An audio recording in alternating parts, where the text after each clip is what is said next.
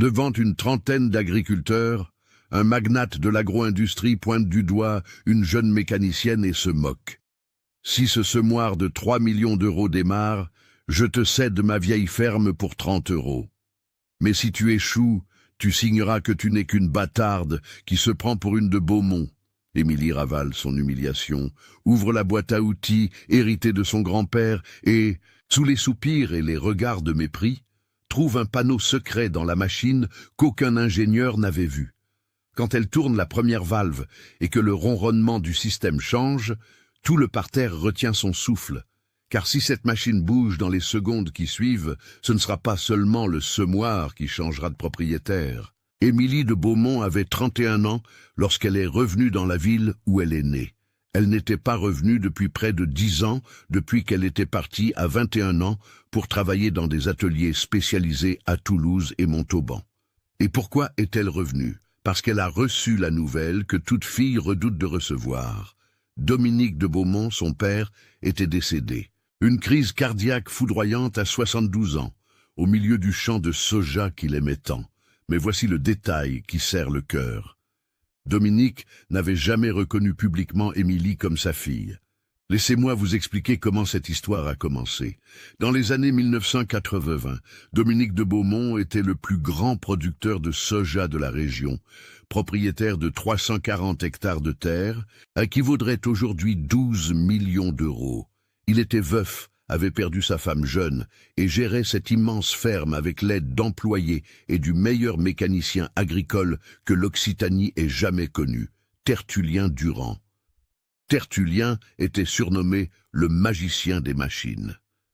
Il avait un don qu'aucune faculté d'ingénierie ne pouvait enseigner. Il prenait un tracteur John Deere que 3 techniciens avaient abandonné, fermait les yeux, écoutait le moteur pendant quelques minutes et hop, identifiait le problème. Mais le génie de Tertullien allait au-delà.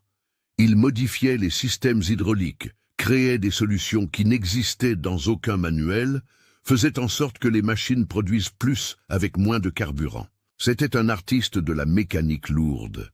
La fille de Tertullien, Azira, travaillait comme cuisinière à la grande maison de Dominique, une femme au sourire doux, aux mains fermes sur la cuisinière à bois, qui préparait les déjeuners des ouvriers agricoles et concoctait ces plats qui nourrissent non seulement le corps, mais aussi l'âme.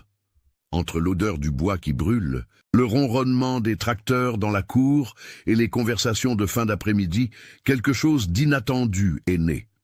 Dominique et Azira sont tombés amoureux. Ce fut une romance discrète, presque secrète. Dominique était le patron, un homme respecté dans la région avec un nom de famille qui pesait. Azira était une employée, fille de mécanicien, sans éducation formelle, mais avec une sagesse de vie qui enchantait. Quand Azira a découvert qu'elle était enceinte, Dominique n'a pas nié, mais ne l'a pas non plus assumé publiquement.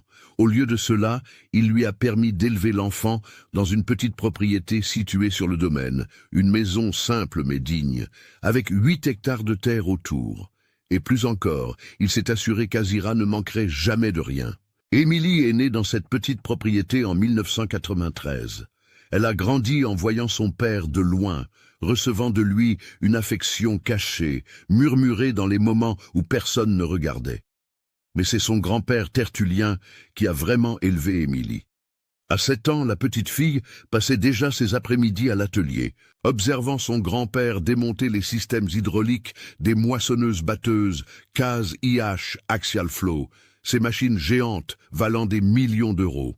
Tertullien expliquait chaque pièce, chaque circuit, chaque secret que les manuels n'enseignaient pas. Quand Émilie avait 16 ans, Tertullien a été victime d'un accident vasculaire cérébral alors qu'il réparait un semoir et est décédé 3 jours plus tard.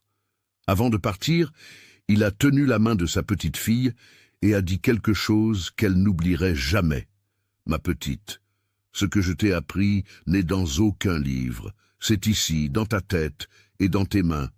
Garde cela précieusement. Un jour, ça vaudra plus que n'importe quelle terre. » Émilie a tellement pleuré ce jour-là qu'elle a cru qu'elle ne pourrait plus jamais toucher un outil. Mais la vie continue, n'est-ce pas, mes amis?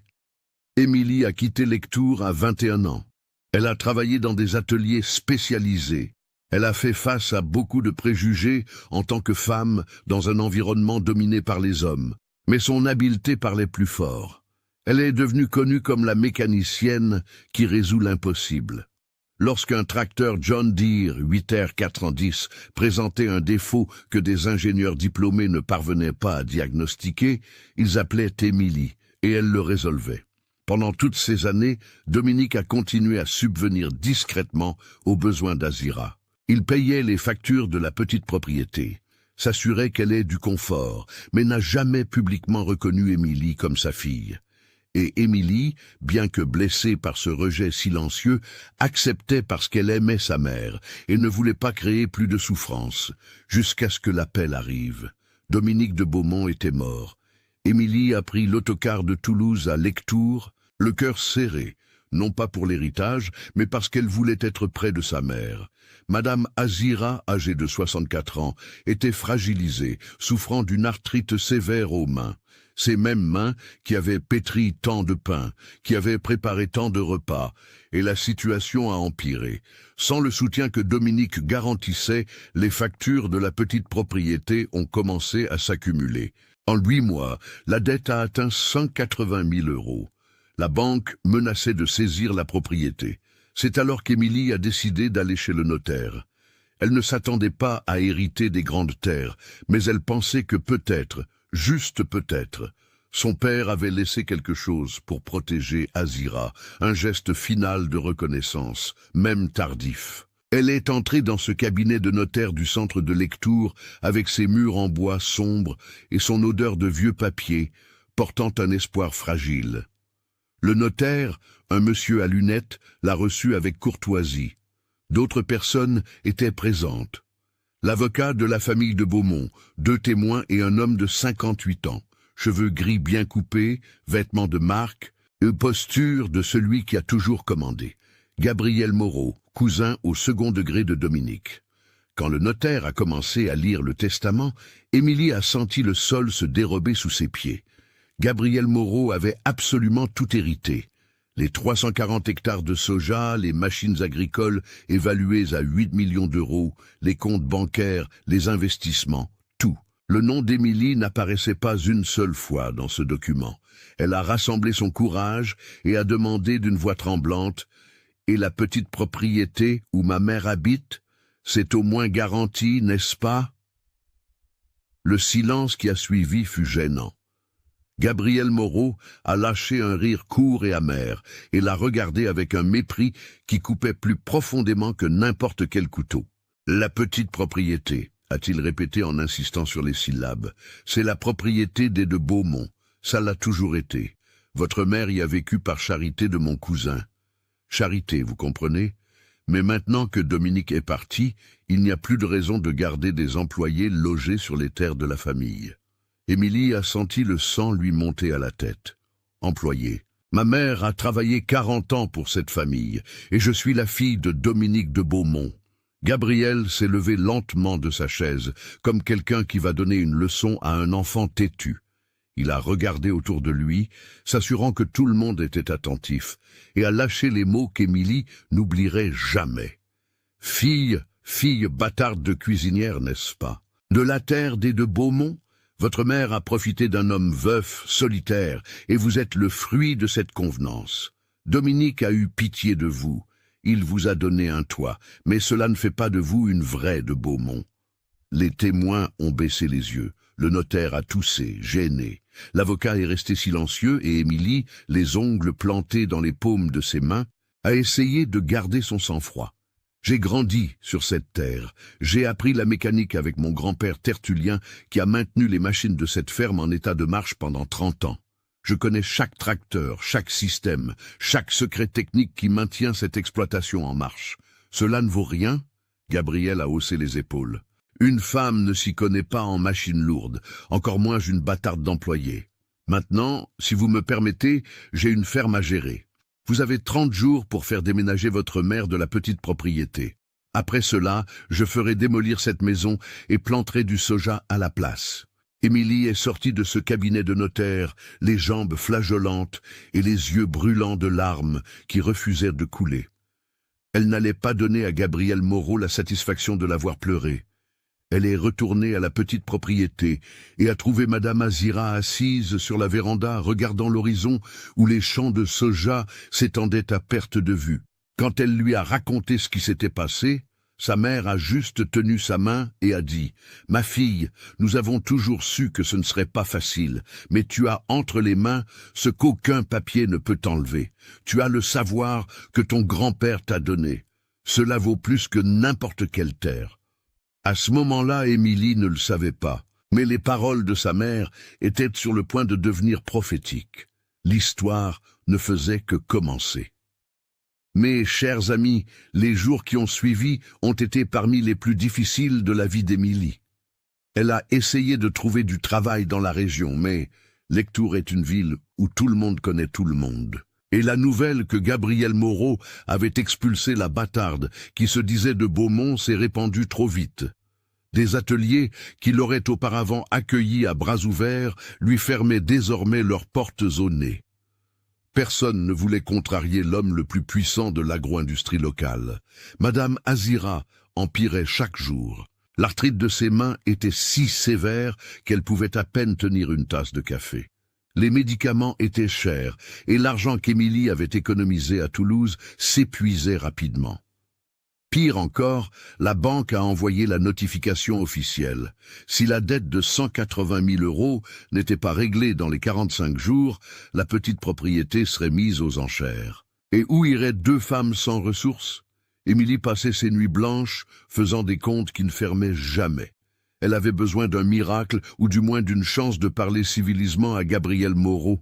Peut-être était-il un homme d'affaires, peut-être répondrait-il à la logique. Elle pourrait travailler pour lui, utiliser son savoir-faire technique pour maintenir les machines de la ferme en parfait état. Ce serait un échange équitable.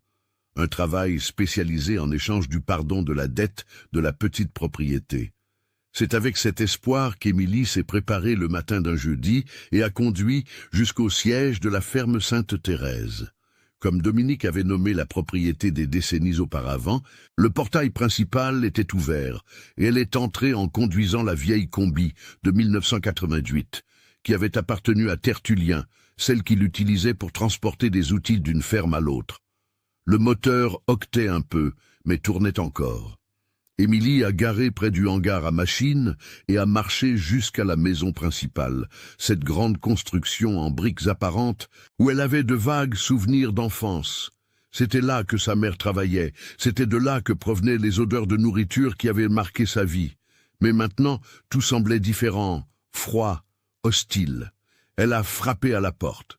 Un jeune homme, l'un des nouveaux employés, l'a accueillie avec méfiance. « Je viens parler à monsieur Gabriel Moreau », a-t-elle dit, en gardant une voix ferme. « C'est à propos d'une proposition de travail ?» Le jeune homme a hésité, mais est allé chercher son patron. Gabriel est apparu sur la véranda 2 minutes plus tard. Il était vêtu d'une chemise claire, d'un jean et de bottes en cuir chair. Il a regardé Émilie comme on regarde un insecte irritant qui ne veut pas partir. « Que voulez-vous maintenant ?» a-t-il demandé sans même essayer de cacher son impatience dans la voix. Émilie a pris une profonde inspiration. « Monsieur Gabriel, je suis venu vous proposer quelque chose qui peut bénéficier à nous deux. Je sais que vous avez hérité des machines de la ferme, et je sais aussi qu'elles nécessitent un entretien spécialisé constant. Des tracteurs John Deere, des moissonneuses-batteuses Case IH, des semoirs Massey Ferguson. Ce sont des équipements valant des millions d'euros. Je peux assurer cette maintenance préventive, garantir que tout fonctionne parfaitement. En échange, vous pardonnez la dette de la petite propriété et laissez ma mère y vivre en paix. C'est un accord juste. » Gabriel a éclaté d'un rire sec. « Accord juste. Vous croyez que je vais confier les machines de cette ferme à une femme qui a appris la mécanique en ramassant de la ferraille avec son grand-père ? Émilie, j'ai déjà engagé des techniciens certifiés, des gens formés, diplômés, de vraies personnes. » Il a tenu à souligner les derniers mots. « Mon grand-père a maintenu ces machines en marche pendant 30 ans. » a répliqué Émilie, sentant la colère commencer à monter. « Il a créé des systèmes qui ont augmenté la productivité de 20%. Dominique lui faisait confiance aveuglément. Dominique était un vieux sentimental, a lancé Gabriel. Et regardez où cela l'a mené. À laisser des employés vivre sur de bonnes terres à cultiver, à subvenir aux besoins de gens qui ne faisaient pas partie de la famille. Je ne vais pas commettre les mêmes erreurs. Maintenant, sortez d'ici avant que j'appelle la sécurité. C'est à ce moment-là qu'Émilie a entendu des voix venant du hangar principal. Il y avait du mouvement. Plusieurs camionnettes étaient garées. « Que se passe-t-il là-bas » a-t-elle demandé. Gabriel a souri d'une manière qui n'avait rien d'amical. Réunion mensuelle de la coopérative agricole régionale. Les plus grands producteurs de soja d'Occitanie sont ici pour discuter des stratégies pour la récolte. Des gens importants, vous comprenez? Ce n'est pas un endroit pour une intruse. Il lui a tourné le dos et a commencé à retourner dans la maison. Mais Émilie n'a pas abandonné. Elle l'a suivi. « Gabriel, s'il vous plaît, j'ai juste besoin d'une chance. Ma mère est malade. Nous n'avons nulle part où aller. » Sa voix est sortie plus forte qu'elle ne l'avait voulu, résonnant dans l'espace. Gabriel s'est arrêté, s'est retourné lentement, et il y avait quelque chose de dangereux dans ses yeux. « Vous voulez vraiment faire ça ici, devant tout le monde ?» Avant qu'Émilie ne puisse répondre, il lui a saisi le bras avec force et a commencé à la traîner vers le hangar. « Alors, allons-y, je vais régler ça une fois pour toutes. » Émilie a essayé de se libérer, mais l'homme était fort. Il l'a tiré jusqu'à l'entrée du hangar, où une trentaine d'hommes, producteurs agricoles, directeurs de la coopérative, contremaîtres, étaient réunis autour de tables remplies de papiers, de cartes de semis et de cafetières industrielles. Tous se sont tus lorsque Gabriel est entré, traînant pratiquement Émilie. « Messieurs » a annoncé Gabriel d'une voix forte, « je veux vous présenter Émilie de Beaumont. Ou plutôt Émilie Durand, car elle n'est pas une de Beaumont. Elle est la fille de ma regrettée cuisinière avec, eh bien, on ne sait pas trop avec qui. » Des rires gênés ont retenti dans le hangar. Émilie a senti son visage s'enflammer d'humiliation. L'un des coopérateurs, un homme aux cheveux blancs, a essayé d'intervenir. « Gabriel, est-ce nécessaire ?» Mais Gabriel l'a complètement ignoré. « Elle est venue ici. » a poursuivi Gabriel, se proposant de faire l'entretien de mes machines. Elle dit qu'elle est mécanicienne spécialisée. Mécanicienne, une femme. Plus de rire, maintenant moins gênée, plus cruelle. Elle a appris avec son père, Tertullien, qui était même bon dans ce qu'il faisait. Je le reconnais. Mais la mécanique n'est pas une affaire de femme. Vous engageriez une femme pour manipuler vos équipements valant des millions d'euros? Plusieurs hommes ont secoué la tête négativement. L'un d'eux a crié de l'arrière. « Une femme est bonne pour la cuisine et les petits travaux des champs. » Un autre a ajouté « Conduire, c'est déjà difficile, alors réparer. » L'humiliation était alimentée par chaque rire, chaque commentaire. Émilie a essayé de parler, mais Gabriel ne lui a pas donné sa chance. Et savez-vous ce qui est pire? Elle pense avoir des droits sur les terres que j'ai légalement héritées. Elle pleure, fait la pauvre, disant que sa chère maman est malade. Mais je connais ce genre de personnes, des gens qui profitent de la bonté des autres, qui s'accrochent au patron en attendant un héritage qui ne leur appartient pas. « Ce n'est pas vrai !» a explosé Émilie, la voix brisée par l'émotion. « Ma mère a travaillé honnêtement toute sa vie, et je ne demande pas les terres. Je demande juste que vous soyez juste. La petite propriété était un droit que Dominique lui a donné. Il a promis. » « Les promesses verbales ne valent rien, » a craché Gabriel. « Le papier vaut, la loi vaut, et la loi dit que tout est à moi. Maintenant, si vous ne partez pas d'ici tout de suite, j'appelle la police et je vous dénonce comme intruse. Vous voulez avoir un casier judiciaire. Parce que je le fais. Croyez-moi, je le fais. » L'un des contremaîtres, un homme imposant, les bras croisés, a fait un pas en avant.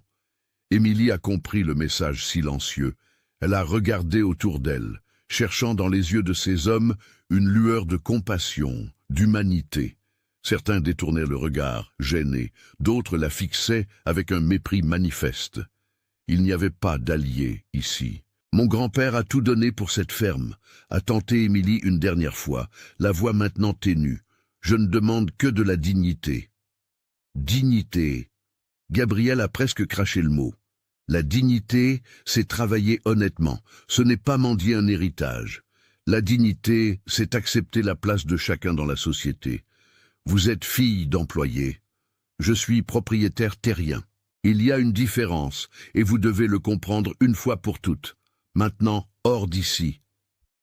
Sa voix a résonné dans tout le hangar. 2 contremaîtres se sont approchés d'Émilie, un de chaque côté. Ils ne l'ont pas touchée, mais sont restés suffisamment près pour que la menace soit claire. Émilie a reculé, les pas hésitants, les yeux brûlants de larmes qu'elle refusait de verser devant ces hommes. Elle leur a tourné le dos et a marché la tête haute vers la sortie, sentant 30 paires d'yeux rivés sur son dos. Quand elle est arrivée à la combi, ses mains tremblaient tellement qu'il lui a fallu 3 tentatives pour insérer la clé dans le contact. Dans le rétroviseur, elle a vu Gabriel allumer un cigare, entouré des coopérateurs, tous riant de quelque chose qu'il avait dit, probablement à son sujet. Émilie a conduit jusqu'à la petite propriété en pilote automatique, voyant à peine la route brouillée par les larmes qui tombaient enfin. Quand elle est arrivée, elle a trouvé Madame Azira dans la cuisine, essayant d'éplucher des pommes de terre avec ses mains douloureuses. La mère a regardé le visage de sa fille et a su immédiatement que quelque chose de terrible s'était produit. « Je n'ai pas réussi, maman », a sangloté Émilie, s'effondrant dans les bras faibles mais réconfortants d'Azira. « Il m'a humilié devant tout le monde, m'a traité de tant de choses, et je n'ai rien pu faire. Je ne peux rien faire. » Madame Azira a caressé les cheveux de sa fille, comme elle le faisait quand elle était enfant. « Oui, ma fille, tu peux continuer d'être qui tu es. Ne laisse pas la cruauté de cet homme te changer. Ton grand-père disait toujours... Le bon moment arrive pour ceux qui ont de la patience et de la préparation. Ton heure viendra. Mais à ce moment-là, serrée dans les bras de sa mère, dans cette cuisine simple qui ne serait bientôt plus la leur, Émilie ne pouvait pas y croire. Il ne restait plus que 38 jours avant l'expulsion et elle n'avait pas d'argent, pas de travail et plus d'espoir. Ce qu'elle ne savait pas, c'est que parfois, mes amis, parfois l'univers prépare des rebondissements qu'on n'imagine même pas. 3 semaines se sont étirées comme 3 ans. Émilie a trouvé quelques petits boulots dans des ateliers à Toulouse, conduisant la vieille combi 2 heures pour y aller, 2 heures pour revenir, gagnant une misère. Elle accumulait sou par sou, tout en voyant la date limite d'expulsion approcher comme une tempête inévitable. Madame Azira essayait de garder le moral, mais l'éclat dans ses yeux s'éteignait. L'arthrite empirait et maintenant même marcher jusqu'à la véranda était douloureux. C'est un mardi, le 17 octobre, que le téléphone d'Émilie a sonné. C'était Benoît, un homme de 68 ans qui avait travaillé 35 ans avec son grand-père Tertullien et faisait encore des petits boulots occasionnels dans la région. Sa voix tremblait d'un mélange étrange d'inquiétude et de quelque chose qui ressemblait à de l'espoir. « Émilie, ma petite, tu dois savoir quelque chose. Le semoir de Gabriel est tombé en panne. » Émilie s'est assise au bord du lit. « Tombé en panne comment, monsieur Benoît ?» Le vieux mécanicien a soupiré longuement. « Son Massey Ferguson 9000, le gros vert et or qui vaut près de 3 millions, c'est complètement bloqué en plein milieu de la période de semis. Et ma petite, des techniciens sont venus de Bordeaux, de Paris, même des gars de Massey Ferguson eux-mêmes. Personne ne parvient à faire marcher cette machine. Ça fait 10 jours et rien. » Émilie a senti quelque chose bouger dans sa poitrine. « Et pourquoi me racontez-vous ça, monsieur Benoît ?» Silence de l'autre côté, puis « Parce que je reconnaissais ce semoir. Ton grand-père a travaillé dessus en 2012, il a fait des modifications que vous seul connaissiez, et si personne n'arrive à le réparer, c'est parce que personne ne sait ce que Tertullien a fait. Gabriel est désespéré, Émilie. Il va perdre plus de 4 millions s'il ne plante pas dans les prochaines 72 heures. La période de semis se termine. » Émilie a raccroché le téléphone, les mains tremblantes. Elle savait exactement quel était ce semoir. Elle se souvenait d'avoir 19 ans et d'avoir regardé son grand-père travailler dessus pendant des semaines entières. Tertullien avait créé un système hydraulique hybride exclusif. Un circuit secondaire qui compensait la pression sur les terrains irréguliers. Il augmentait l'efficacité de 22%, mais nécessitait un entretien manuel spécifique toutes les 500 heures d'utilisation. Si quelqu'un ignorait cela, le système se bloquait complètement. Et selon les calculs d'Émilie pour cette saison, la machine avait déjà dépassé les 500 heures. Le lendemain matin, Émilie s'est réveillée avec la nouvelle qui se répandait dans tout Lectoure. Gabriel Moreau avait convoqué une réunion d'urgence à la coopérative agricole régionale. Plus de 30 producteurs étaient présents car le problème de Gabriel était le problème de tous. Si un semoir de dernière génération pouvait se bloquer sans solution, n'importe lequel d'entre eux était vulnérable. L'atmosphère dans le hangar de la coopérative était tendue. Gabriel était visiblement ébranlé, bien qu'il essaie de le cacher sous des couches d'arrogance. Il avait dépensé 45 000 € rien qu'en consultation technique. 3 équipes différentes avaient démonté des panneaux, vérifié des systèmes électroniques, testé des circuits hydrauliques de base. Rien. La machine restait morte, les 24 lignes de semis bloquées en position relevée. C'est au milieu de cette réunion que Loïc Dumas, un coopérateur de 52 ans qui connaissait Émilie depuis l'enfance, a osé dire l'évidence. « Gabriel, et cette fille, Émilie de Beaumont ? J'ai entendu dire qu'elle était spécialiste des machines lourdes.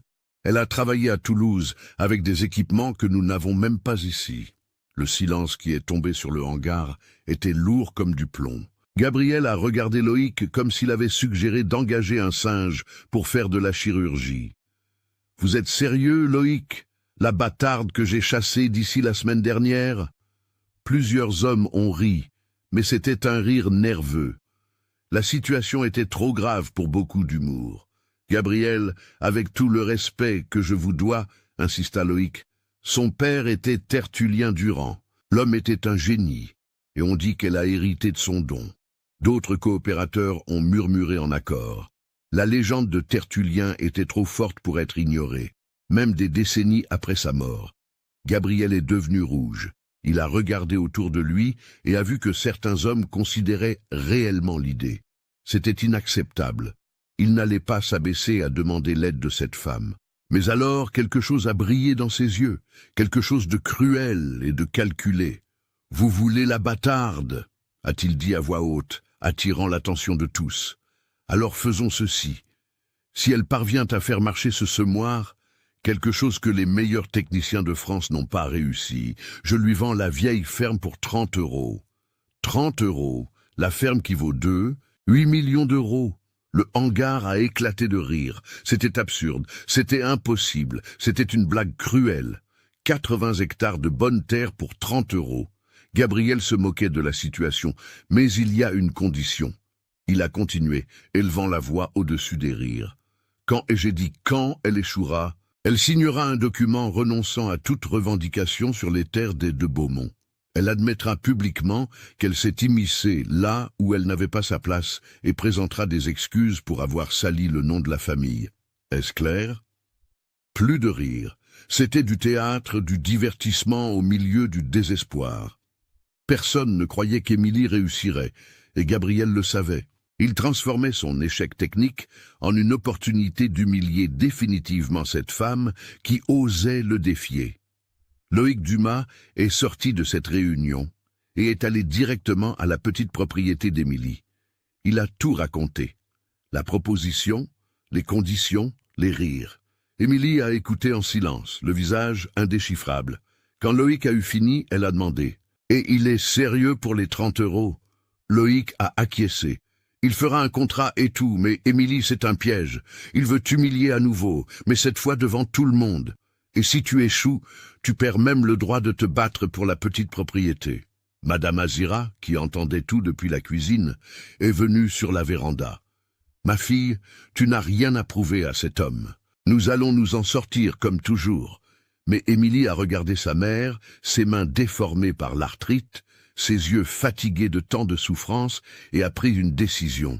« Je vais le faire, » a-t-elle dit. « Pas pour lui, pour nous, pour Papy Tertullien, parce que je sais que je peux le faire. » Le lendemain matin, Émilie est arrivée à la ferme Sainte-Thérèse à 8 heures précises. On aurait dit que la moitié de Lectoure était là. Gabriel avait transformé l'événement en spectacle. Outre les 30 coopérateurs, il y avait des curieux, des employés de la ferme et même un journaliste du journal local. Le semoir Massey Ferguson 9000 était garé au centre de la cour, imposant et mort. Gabriel attendait les bras croisés, un sourire confiant aux lèvres. À côté de lui, un avocat tenait 2 contrats, un de vente de la vieille ferme pour 30 € et un autre de renonciation au droit. « Émilie, » a annoncé Gabriel d'une voix forte, « vous avez 2 heures. Si vous réussissez, vous repartez d'ici avec 80 hectares de terre. Si vous échouez, vous signez la renonciation et ne prononcez plus jamais le nom de Beaumont. Sommes-nous d'accord ?» Émilie a acquiescé. Elle a posé sa boîte à outils usée par terre et a marché jusqu'à la machine. Elle était encore plus imposante de près. 12 mètres de long, une cabine climatisée à 4 mètres de haut, un système de semis informatisé, 24 lignes qui déposaient les graines de soja avec une précision millimétrique, une merveille de l'ingénierie agricole moderne. Elle est montée dans la cabine, a mis le contact. Le moteur diesel alizé de 450 chevaux s'est réveillé, avec un grondement profond qui a fait vibrer le sol. C'était bon signe. Le moteur était parfait. Le problème n'était pas électronique, ni lié au carburant.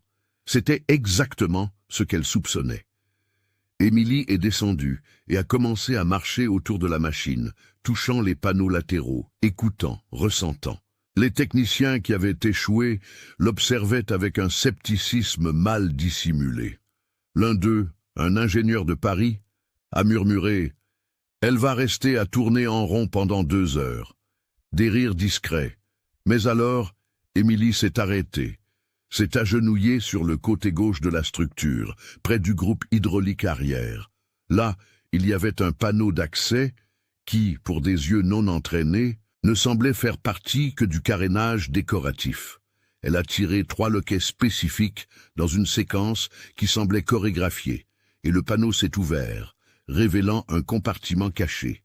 Les murmures ont cessé, même les techniciens se sont approchés. À l'intérieur de ce compartiment se trouvait un système hydraulique secondaire qui ne figurait dans aucun manuel Massey Ferguson. Des tuyauteries en aluminium aéronautique, des vannes régulatrices artisanales, un circuit complet qui fonctionnait en parallèle avec le système principal. « Mon Dieu !»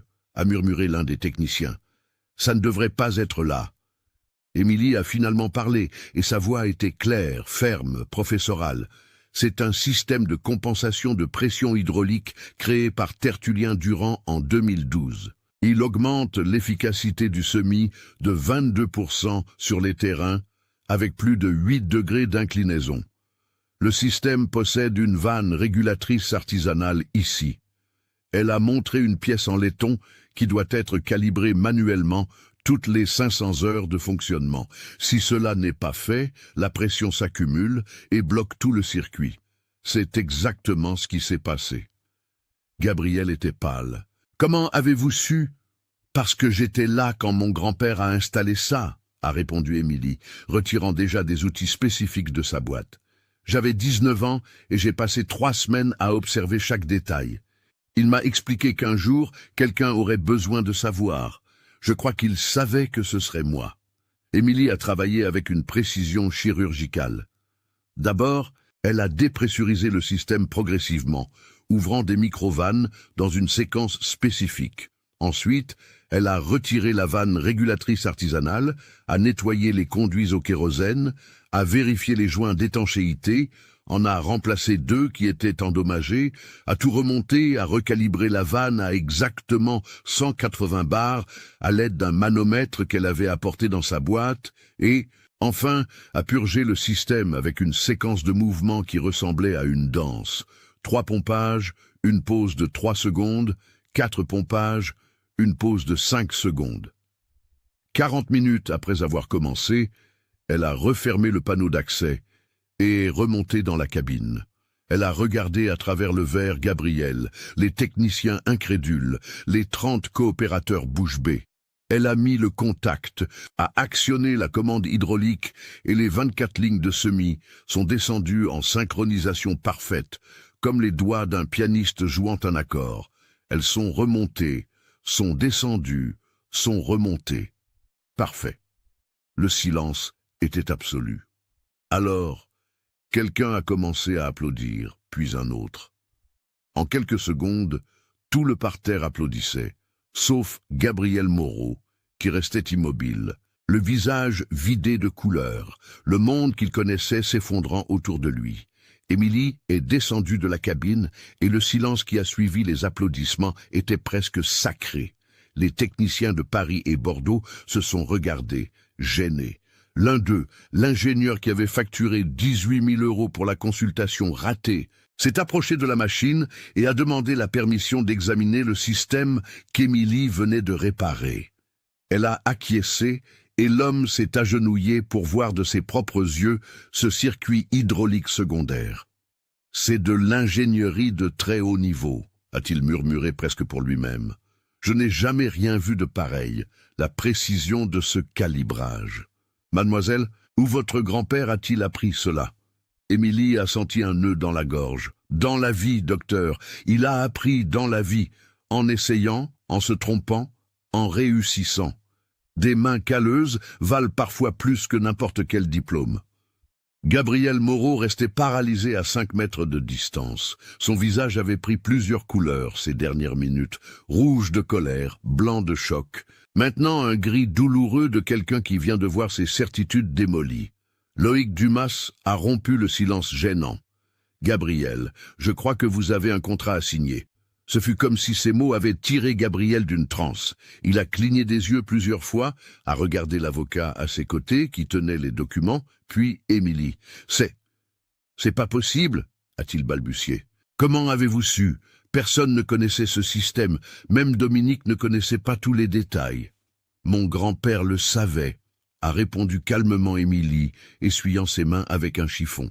« Et il me l'a appris parce qu'il me faisait confiance. » Parce qu'il voyait en moi quelque chose que, apparemment, monsieur ne peut pas voir. La compétence. Le mot est tombé comme une pierre au milieu de la cour. C'est alors qu'un homme d'une 60aine d'années, aux cheveux entièrement blancs, aux lunettes à monture fine et au costume impeccable malgré la chaleur, a fait un pas en avant. Il avait été là tout le temps, mais Émilie ne l'avait pas remarqué spécifiquement parmi tant de visages. L'homme s'est éclairci la gorge et a dit: « Monsieur Gabriel, je dois vous parler d'urgence.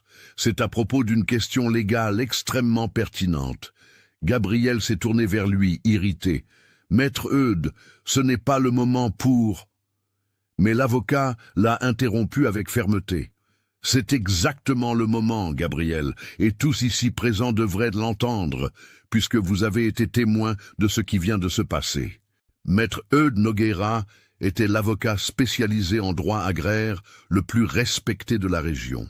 Il avait géré les affaires légales de Dominique de Beaumont pendant plus de 20 ans. Et il y avait quelque chose dans son expression, un mélange de soulagement et de gravité, qui a fait que tout le monde dans la cour s'est tu complètement. « Mademoiselle Émilie, » a-t-il dit, se tournant vers elle, « puis-je vous poser quelques questions ?» Émilie a acquiescé, confuse. « Où exactement avez-vous appris ces techniques de mécanique hydraulique que vous venez de démontrer ?»« Avec mon grand-père Tertullien Durand, » a-t-elle répondu. « De 7 ans jusqu'à son décès, quand j'avais 16 ans, il m'a tout appris ce qu'il savait. Et M. Tertullien avait-il l'habitude de documenter ces modifications qu'il faisait sur les machines ?» Émilie a secoué la tête. « Non. Il disait que le vrai savoir-faire technique ne tient pas sur papier. Il se transmettait de bouche à oreille, de main en main, à ceux qu'il jugeait dignes de confiance. » Maître Eudes a souri, mais c'était un sourire triste. Dominique le savait. Il le savait très bien. L'avocat a ouvert la mallette qu'il portait et en a retiré un document jauni par le temps. Il y a 15 ans, en 2009, Dominique de Beaumont m'a contacté pour enregistrer une clause testamentaire spécifique. À l'époque, je l'ai trouvé étrange, mais il a insisté. Je vais la lire pour que tous l'entendent. Le silence était absolu. Même le vent sembla cesser de souffler. Maître Eudes a ajusté ses lunettes et a commencé à lire. Clause spéciale de reconnaissance technique. Il est établi que tout descendant direct du déclarant qui prouve posséder un savoir-faire technique spécialisé incontestable de la lignée Durand de Beaumont, spécifiquement lié aux systèmes mécaniques agricoles développés par Tertullien Durand, aura un droit d'héritage prioritaire sur les terres, les machines agricoles et les améliorations liées à l'exploitation technique de la propriété Sainte-Thérèse. Gabriel a chancelé comme s'il avait reçu un coup de poing. Quoi? Qu'est-ce que ça signifie? Sa voix est sortie mince, presque inaudible. Cela signifie, a expliqué maître Eudes patiemment, mais avec fermeté, que Dominique a créé une protection légale pour Émilie. Il savait qu'il ne pouvait pas la reconnaître publiquement sans provoquer un scandale social qui détruirait sa réputation et celle de Madame Azira. Mais il n'allait pas non plus la laisser sans protection. Il a parié que si elle était vraiment digne de l'héritage, elle le prouverait par le seul critère qui ne peut être falsifié, une réelle compétence technique. « Mais j'ai tout hérité », a protesté Gabriel, la voix maintenant forte, désespérée. « Le testament était clair, tout pour moi. »« Le testament principal ? » ?»« Oui, » a concédé maître Eudes. Mais cette clause spéciale avait une condition. Elle ne serait révélée et activée que si une situation se présentait où la descendante prouverait publiquement posséder le savoir-faire spécifique de la lignée Durand de Beaumont. Dominique a prévu exactement ce qui s'est passé aujourd'hui. Loïc Dumas a lâché un rire incrédule. Le vieux Dominique était plus malin qu'on ne l'imaginait. D'autres coopérateurs ont murmuré en accord. L'un d'eux a dit à voix haute: il savait que vous sous-estimeriez la petite. Gabriel a créé un test que seule elle pouvait réussir. Gabriel était anéanti. Il a regardé Émilie avec des yeux de quelqu'un qui vient de perdre une guerre qu'il ne savait même pas qu'il combattait. Alors qu'est-ce que cela signifie? Elle garde tout? Non, a répondu maître Eudes. Cela signifie que l'héritage doit être divisé. La moitié des terres, la moitié des machines, la moitié des actifs liés à l'exploitation agricole. L'autre moitié vous reste, car vous êtes un héritier légitime du côté familial. Mais Émilie a des droits égaux en vertu de la clause de reconnaissance technique. L'impact de ces mots a résonné dans la cour comme un coup de tonnerre.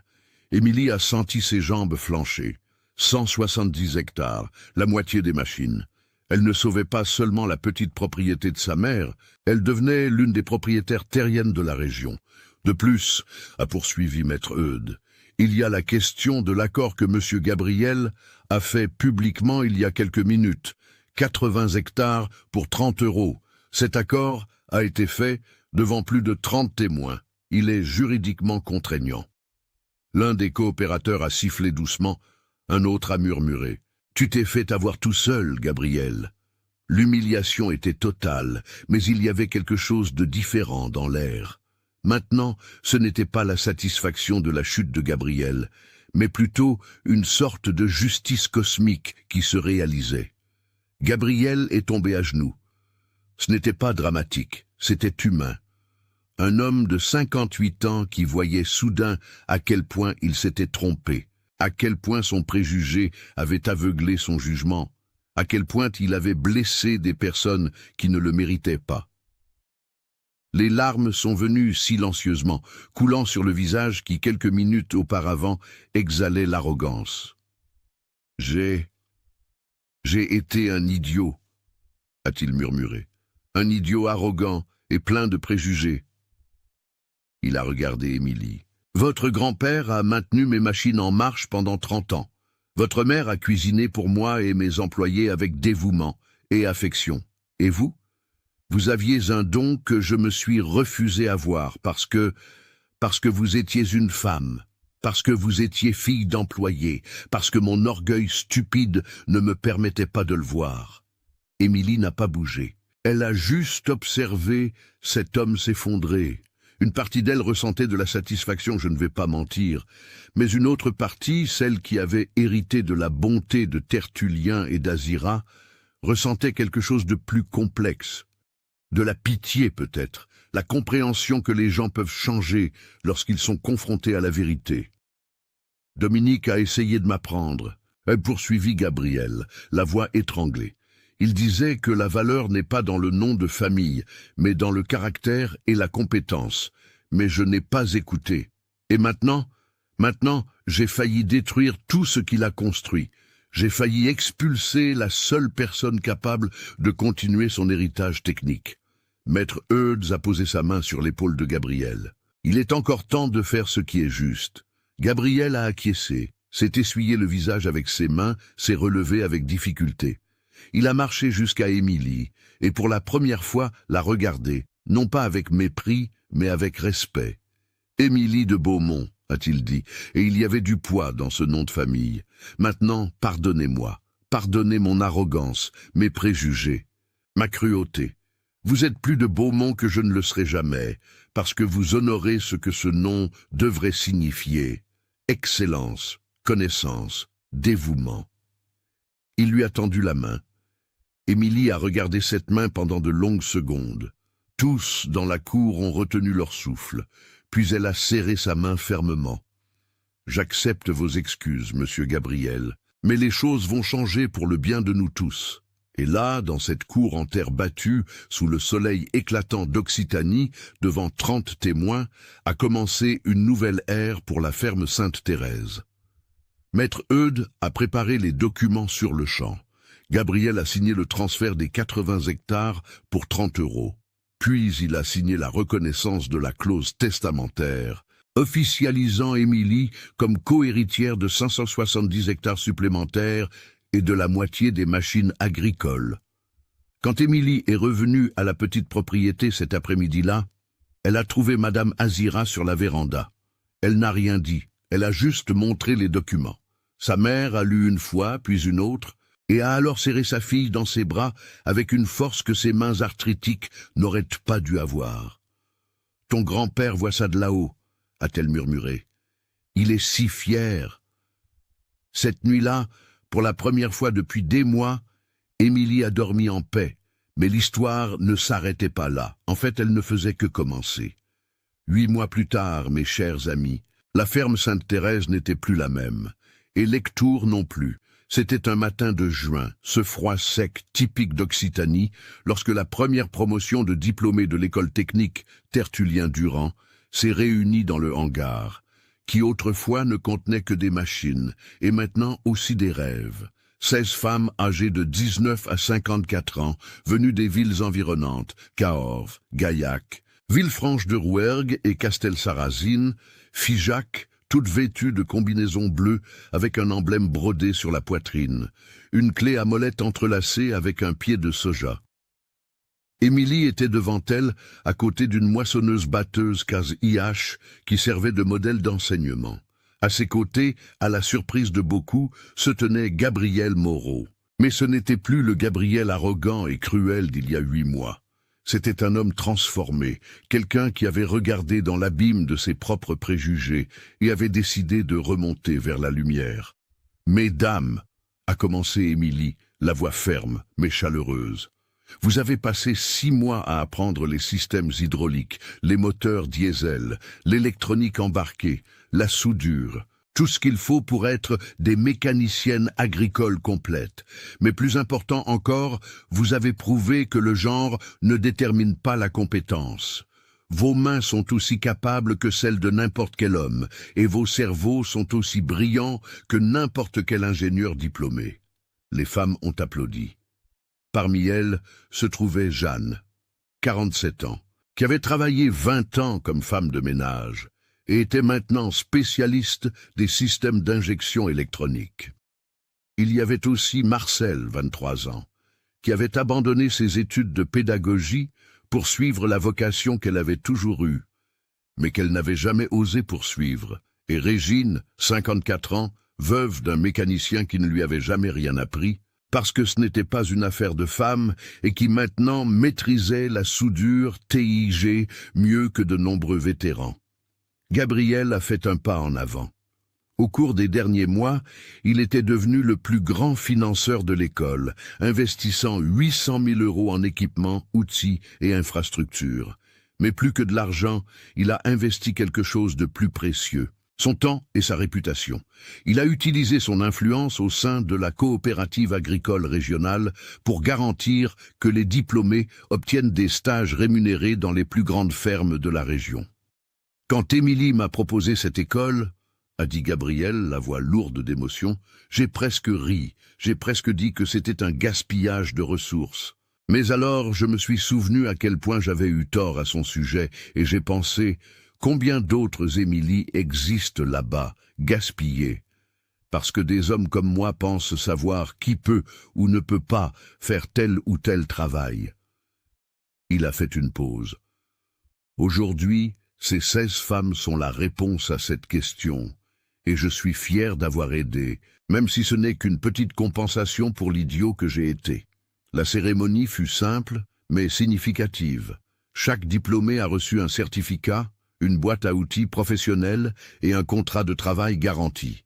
7 d'entre elles travailleraient directement à la ferme Sainte-Thérèse.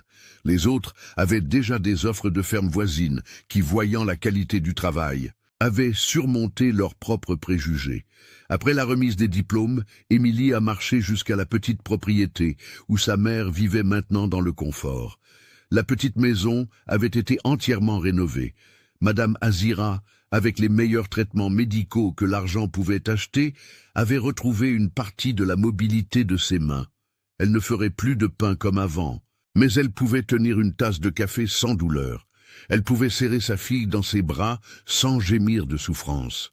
« Maman, nous avons réussi, » a dit Émilie, s'asseyant à côté d'elle sur la nouvelle véranda, regardant l'horizon où 250 hectares de soja ondulaient au vent, 170 qui étaient à elle par droit d'héritage, plus les 80 que Gabriel avait vendus pour 30 € dans ce pari qui avait tout changé. « Ton père serait fier, » a dit Madame Azira doucement. « Et ton grand-père? Ah, ton grand-père ferait la fête au ciel. » Elle a serré la main de sa fille.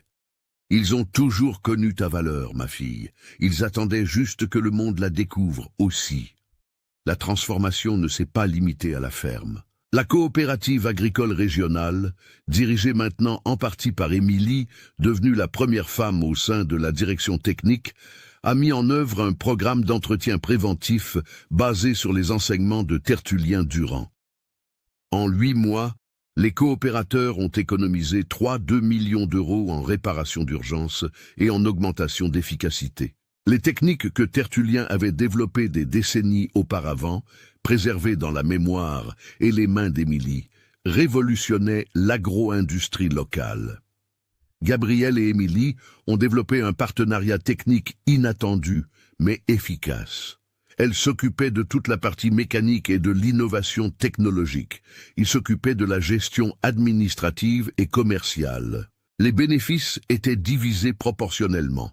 En 6 mois de récolte, la propriété avait généré 1 million d'euros nets qui ont été réinvestis en partie dans l'école et en partie dans la technologie agricole durable. Mais le changement le plus significatif a peut-être été en Gabriel lui-même. Il a commencé à assister aux cours de l'école en tant qu'assistant, apprenant la mécanique aux côtés des étudiantes, non pas parce qu'il en avait besoin, mais parce qu'il voulait comprendre le monde qu'il avait méprisé pendant si longtemps. Un après-midi, il a avoué à Émilie, « Vous savez, j'ai passé 58 ans de ma vie à penser que j'étais supérieur à cause de la terre, de l'argent et de mon nom de famille, et vous m'avez montré que j'étais vide, que je ne savais rien réparer, que je ne comprenais pas comment fonctionnaient les machines qui me rapportaient des profits, que je n'avais aucune connaissance réelle de quoi que ce soit. J'étais un administrateur d'héritage, pas un homme de valeur propre. » Émilie avait répondu avec la sagesse qu'elle avait héritée de ses grands-parents. « Mais vous avez choisi de changer et cela a de la valeur. Ce n'est pas facile pour un homme de votre âge, de votre position, d'admettre qu'il avait tort. Vous l'avez fait publiquement. Vous vous êtes transformé. C'est aussi un héritage, Gabriel. » 3 semaines après cette conversation, Gabriel a fait un don de 20 hectares supplémentaires de ses terres à l'école, garantissant qu'elle puisse s'agrandir et accueillir le double d'étudiantes l'année suivante. La nouvelle est parue dans le journal régional, mais ce qui a eu le plus d'impact, c'est l'interview qu'il a donnée. J'ai passé toute ma vie à défendre l'agro-industrie, mais j'ai réalisé que je ne défendais que les hommes de l'agro-industrie. Aujourd'hui, je défends le talent, indépendamment du genre, et je peux vous garantir que les femmes sont aussi compétentes, voire plus que nous. Ma partenaire Émilie de Beaumont le prouve chaque jour.